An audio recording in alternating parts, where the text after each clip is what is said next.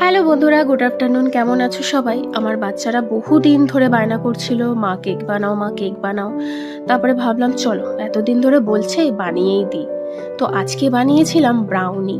আর আজকে যেহেতু বাচ্চাদের ফার্স্ট পরীক্ষা, তাই ওদের কথা আর ফেলতে পারলাম না, ঘরেই বানিয়ে নিলাম একদম টেস্টি, পুরো একদম দোকানের মতন ব্রাউনি। তো ফার্স্ট আমি করেছিলাম কি, একটা 500 গ্রামের কম্পাউন্ড চকলেট নিয়েছিলাম। সেই চকলেটটাকে হাফ করেছিলাম এবং একটা তাওয়াতে খানিকটা জল দিয়ে এবং তার ওপর একটা হিট প্রুফ বাটি বসিয়ে ওই চকলেট আর প্রায় তোমার 250 গ্রাম মতন বাটার দিয়ে ভালো করে মেল্ট করে নিয়েছিলাম।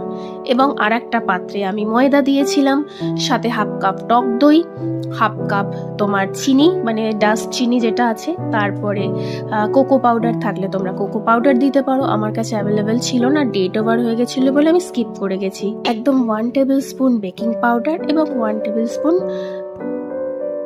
বেকিং সোডা, ব্যাস ওর দিয়ে ভালো করে ব্যাটারটাকে মাখতে হবে এবং ব্যাটারটা তোমাকে বুঝে নিতে হবে তার কনসিস্টেন্সিটা কেমন চাই।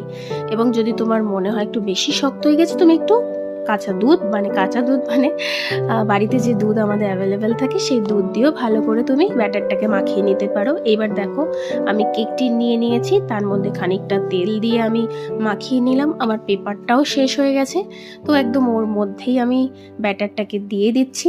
যেমনভাবে দেখো, ব্যাটারের কনসিস্টেন্সিটা ঠিক এরকম হলে আমার মনে হয় পারফেক্ট ব্রাউনি হতে বাধ্য। ব্যাস, আমার অলমোস্ট সব কিছুই রেডি। আমি ওদিকে কিন্তু গ্যাসে আমার কেক যেখানে বসাবো সেটাকে 10 মিনিটের জন্য হিট করতে দিয়ে দিয়েছি। ব্যাস, আমি বসিয়ে দিলাম। চলো, মোটামুটি 45 মিনিট তো লাগবে তোমার ব্রাউনি করতে। আমার তো 45 মিনিট লেগেছে। এবার তোমরা দেখো তোমাদের কতটা টাইম লাগতে পারে। এটা হতে হতে আমি এক সাইডে সেম প্রসেসেই এই চকলেটটাকে একটু মেল্ট করে নিয়েছিলাম গার্নিশিং এর জন্য। এই দেখো, আমাদের ব্রাউনি একদম রেডি, জাস্ট দুর্দান্ত লাগছে কালারটা।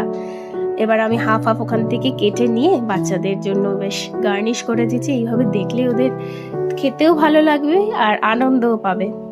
কেমন হয়েছে? তোমরা বাড়িতে বানাতে পারো, খুবই খুবই ইজিয়েস্ট ওয়ে। ওরা দেখে এতই খুশি, ওদের মুখ দেখেই তোমরা বুঝতে পারছো ওরা কতটা হ্যাপি। দেখো, ও আগে থেকেই চাটতে শুরু করে দিচ্ছে। আমি বললাম একটু ওয়েট করে যে আমি চামচেটা দিই, আর তর্স হচ্ছে না। খেয়ে দেখো, বাহ, ভালো বলছে। আমারও কিন্তু সত্যি কথা বলতে নিজে রান্না করেছি বলে বলছি না, সত্যিই দুর্দান্ত হয়েছিল ব্রাউনিটা। তোমাদের রেসিপিটা কেমন লাগলো? ভালো লাগলে অবশ্যই কমেন্ট করো। টাটা।